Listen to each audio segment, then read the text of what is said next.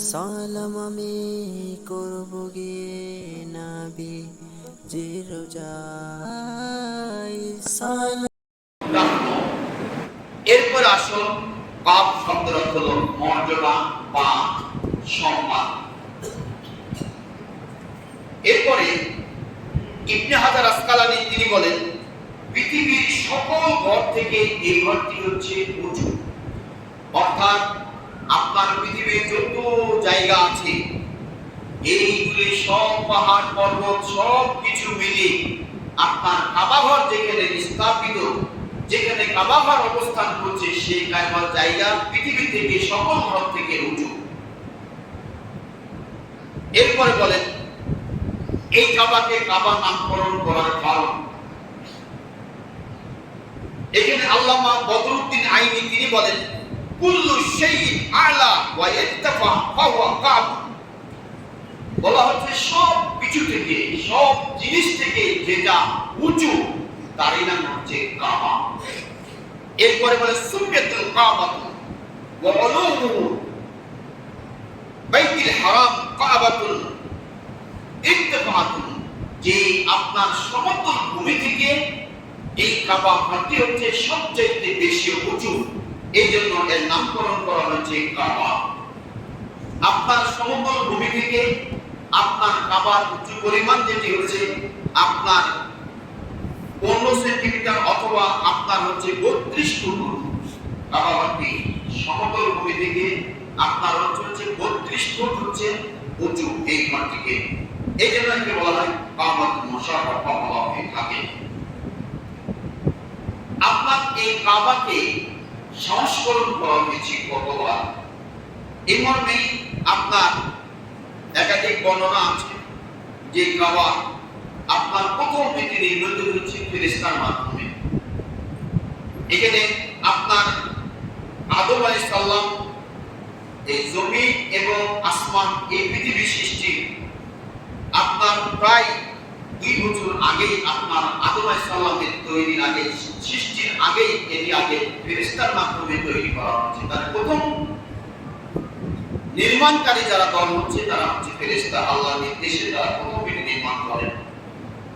এরপরে আরেকটা হচ্ছে যে আদম এবং তার বংশধর অর্থাৎ নূহ আলাইহিস সালামের প্লাবনে আপনার এক সময় পৃথিবীর প্রায় এই জায়গাগুলি সব ধূলিসাৎ হয়ে গিয়েছিল, কিন্তু কাবা ঘরের যে মূল ভিত্তি এটি কিন্তু অক্ষত অবস্থায় ছিল। এটা হচ্ছে দ্বিতীয় নম্বরে, এটি হচ্ছে আপনার তার মূল ভিত্তি আপনার অক্ষয় অবস্থায় ছিল। আপনার এই কাবা ঘর সংস্কার করেছিলেন হযরত শীশ আলাইহিস সালাম, তিনি তার পূর্ণ সংস্কার করেছিলেন, যা হযরত ইব্রাহিম আলাইহিস সালাম এবং ইসমাইল তারা বাপ বেটা মিলেই তাদেরকে রাজমিস্ত্রি আখ্যায়িত করা হয়, যে পৃথিবীর প্রথম রাজমিস্ত্রি, যিনি মাকামে ইব্রাহিম, যেটি মুসা বলে হযরত ওমর রাদিয়াল্লাহু আনহু মতামত অনুসারে তিনি বলেছিলেন যে মাকামে ইব্রাহিমকে ইত্তাখাযুল মাকাম ইব্রাহিম মুসাল্লা, যে আপনি যদি এই মাকামে ইব্রাহিমকে মুসাল্লা হিসেবে গ্রহণ করতেন তাহলে কি ভালো হতো না। এটা সাহাবীর মতামতের উপরও কোরআনের আয়াত নাযিল হয়েছে। তাহলে সেখানে ওমর রাদিয়াল্লাহু তাআলা যখন আল্লাহ নবীর কাছে প্রস্তাব করলেন, তখন তার এই প্রস্তাবকে তিনি গ্রহণ করে আল্লাহ তাবারক ওয়া তাআলা সঙ্গে আয়াত নাযিল করলেন, ওয়াত্তাখাযু মিন মাকাম ইব্রাহিম মুসাল্লা।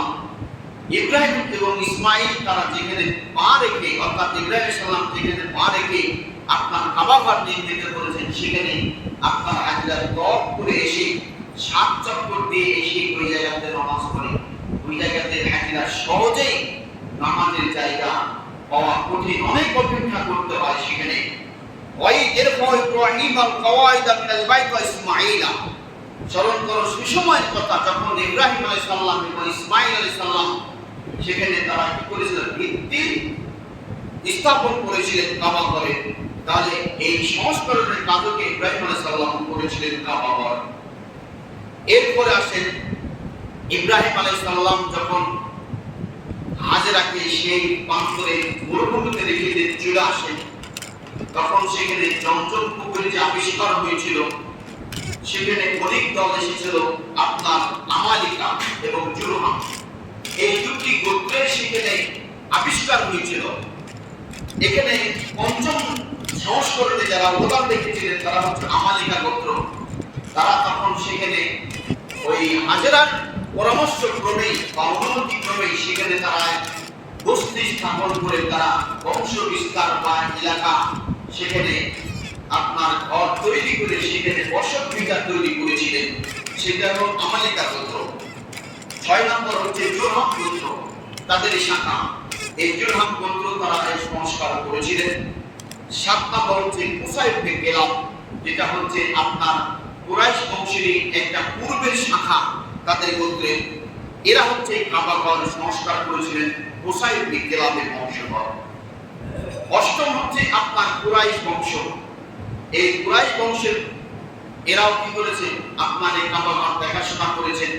এক সময় তারা এই কাবা ঘর হাজীদের সম্মান করত, হাজীদেরকে আপনার খেজুর এবং আপনার শরীর মিশ্রিত আপনার রুটি ভিজিয়ে তারা সেখানে তাদেরকে রুটি পান করত, রুটি পরিবেশন করত।